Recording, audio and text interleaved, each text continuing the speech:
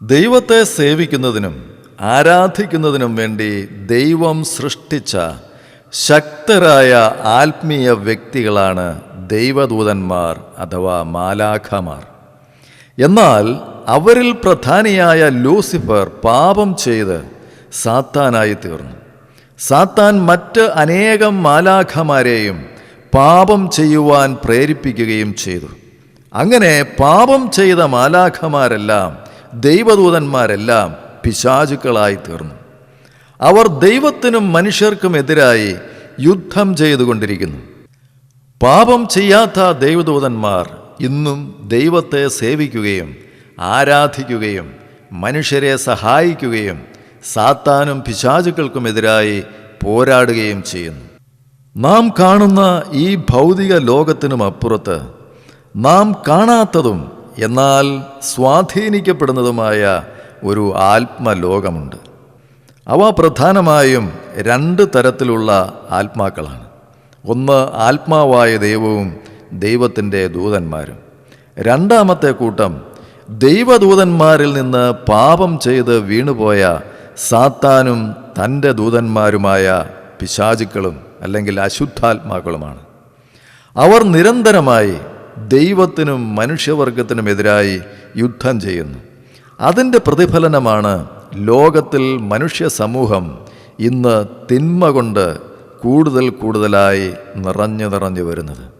എന്നാൽ ദൈവത്തെ നിഷേധിക്കുന്ന മനുഷ്യർ ഈ യാഥാർത്ഥ്യം വേണ്ടത്ര മനസ്സിലാക്കുന്നില്ല, അംഗീകരിക്കുന്നില്ല. എന്നാൽ അവയുടെ മേൽ ക്രിസ്തുവിൽ വിശ്വസിക്കുന്നവർക്ക് ക്രിസ്തുവിൻ്റെ നാമത്തിൽ ജയമെടുത്ത് ജയാളികളായി വിശുദ്ധരായി ജീവിക്കുവാൻ സാധിക്കും. കാരണം ക്രിസ്തു അവയുടെ മേലെല്ലാം തൻ്റെ ക്രൂശിലെ മരണത്താൽ ഉയിർത്തെഴുന്നേൽപ്പിനാൽ ജയമെടുത്തതാണ്.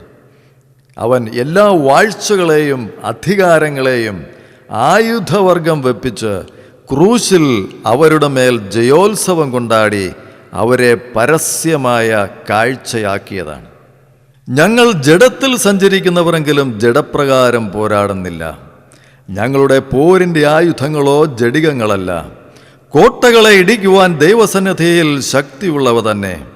അവയാൽ ഞങ്ങൾ സങ്കല്പങ്ങളും ദൈവത്തിൻ്റെ പരിജ്ഞാനത്തിന് വിരോധമായി പൊങ്ങുന്ന എല്ലാ ഉയർച്ചയും ഇടിച്ചുകളഞ്ഞ് ഏതു വിചാരത്തെയും ക്രിസ്തുവിനോടുള്ള അനുസരണത്തിനായി പിടിച്ചടക്കി നിങ്ങളുടെ അനുസരണം തികഞ്ഞു വരുമ്പോൾ എല്ലാ അനുസരണക്കേടിനും പ്രതികാരം ചെയ്യുവാൻ ഒരുങ്ങിയുമിരിക്കുന്നു എന്ന് വചനത്തിൽ നാം വായിക്കുന്നുണ്ട്.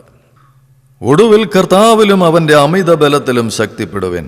പിശാചിൻ്റെ തന്ത്രങ്ങളോട് എതിർത്ത് നിൽക്കുവാൻ കഴിയേണ്ടതിന് ദൈവത്തിൻ്റെ സർവായുധവർഗം ധരിച്ചുകൊള്ളുവിൻ. നമുക്ക് പോരാട്ടമുള്ളത് ജഡരക്തങ്ങളോടല്ല, വാഴ്ചകളോടും അധികാരങ്ങളോടും ഈ അന്ധകാരത്തിൻ്റെ ലോകാധിപതികളോടും സ്വർലോകങ്ങളിലെ ദുഷ്ടാത്മസേനയോടുമത്രേ. അതുകൊണ്ട് നിങ്ങൾ ദുർദിവസത്തിൽ എതിർക്കാനും സകലവും സമാപിച്ചിട്ട് ഉറച്ചു നിൽക്കാനും കഴിയേണ്ടതിന് ദൈവത്തിൻ്റെ സർവായുധവർഗം എടുത്തുകൊള്ളുവിൻ. നിങ്ങളുടെ അരയ്ക്ക് സത്യം കെട്ടിയും നീതി എന്ന കവചം ധരിച്ചും സമാധാന സുവിശേഷത്തിനായുള്ള ഒരുക്കം കാലിന് ചെരുപ്പാക്കിയും എല്ലാറ്റിനും മീതെ ദുഷ്ടൻ്റെ തീയമ്പുകളെ എല്ലാം നശിപ്പിക്കുവാൻ തക്കതായ വിശ്വാസമെന്ന പരിച എടുത്തും കൊണ്ട് നിൽക്കുവിൻ. രക്ഷ എന്ന ശിരസ്ത്രവും ദൈവവചനമെന്ന ആത്മാവിൻ്റെ വാളും കൈക്കൊള്ളുവിൻ. സകല പ്രാർത്ഥനയാലും യാചനയാലും ഏതു നേരത്തും ആത്മാവിൽ പ്രാർത്ഥിച്ചും അതിനായി ജാഗരിച്ചും കൊണ്ട് സകല വിശുദ്ധന്മാർക്കും വേണ്ടി പ്രാർത്ഥനയിൽ പൂർണ്ണ സ്ഥിരത കാണിക്കുവിൻ.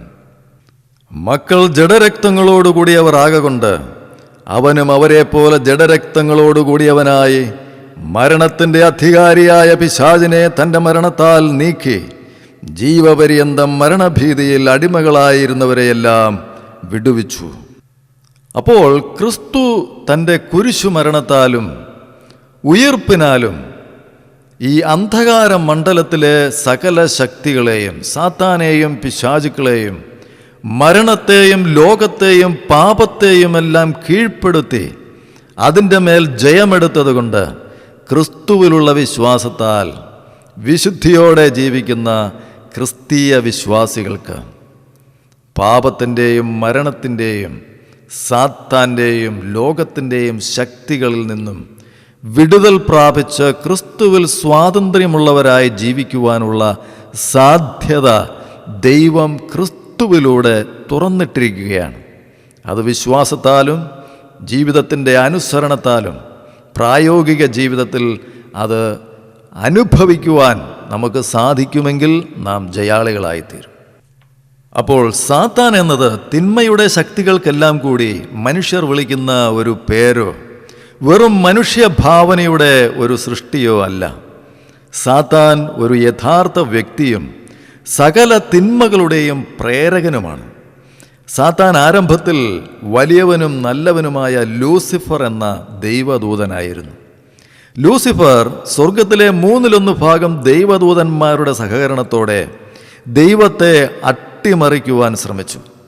അതിനാൽ ദൈവം അവരെ സ്വർഗത്തിൽ നിന്ന് പുറത്താക്കി. അതേ തുടർന്ന് അവർ തിന്മ നിറഞ്ഞതും ദൈവവിരുദ്ധവുമായ ഒരു അന്ധകാര സാമ്രാജ്യം ഭൂമിയിൽ പടുത്തുയർത്തുവാൻ ഇന്ന് ശ്രമിച്ചുകൊണ്ടിരിക്കുകയാണ്. ഭൂലോകം മുഴുവൻ സാത്താൻ്റെ ആധിപത്യത്തിൻ്റെ കീഴിലാണ്. എന്നാൽ തൻ്റെ കുരിശുമരണത്തിലൂടെയും ഉയിർത്തെഴുന്നേൽപ്പിലൂടെയും യേശുക്രിസ്തു സാത്താനെ പൂർണ്ണമായും പരാജയപ്പെടുത്തി. എന്നാൽ മനുഷ്യൻ പാപം തുടരുന്നതിനാൽ സാത്താൻ മനുഷ്യൻ്റെ മേൽ ഇന്നും ആധിപത്യം പുലർത്തിപ്പോരുന്നു. ഇന്നും സാത്താൻ വെളിച്ച ദൂതൻ്റെ വേഷം കെട്ടി ആൾമാറാട്ടം നടത്തി വിശ്വാസികളെയും അവിശ്വാസികളെയും പലതരത്തിലും വഞ്ചിച്ചു കൊണ്ടിരിക്കുകയാണ് ചെയ്യുന്നത്. സാത്താൻ്റെ അന്ത്യവിധി യേശുക്രിസ്തുവിൻ്റെ ഈ ഭൂമിയിലെ 1000 ആണ്ട് ഭരണത്തിനു ശേഷം സാത്താൻ തീത്തടാകത്തിലേക്ക് എറിയപ്പെടുന്നത് വരെ നടപ്പിലാക്കുകയില്ല. അതുവരെ സാത്താൻ ദൈവത്തിനും മനുഷ്യനും എതിരായ ഗൂഢാലോചനയും പ്രവർത്തനങ്ങളും പഴയതുപോലെ തുടർന്നുകൊണ്ടേയിരിക്കും. അങ്ങനെ ദൈവവിരുദ്ധമായ ഒരു സാമ്രാജ്യം സാത്താൻ ഈ ഭൂമിയിൽ പടുത്തുയർത്തി ദൈവത്തെ ദുഷിക്കുകയും അനേകം മനുഷ്യരെ നശിപ്പിക്കുകയും ചെയ്യും. എന്നാൽ യേശുക്രിസ്തുവിൽ വിശ്വസിക്കുന്നവർക്ക് പരിശുദ്ധാത്മശക്തിയിൽ സാത്താനെ ചെറുത്തു നിൽക്കാനും അവനെ ജയിക്കുവാനും സാധിക്കും.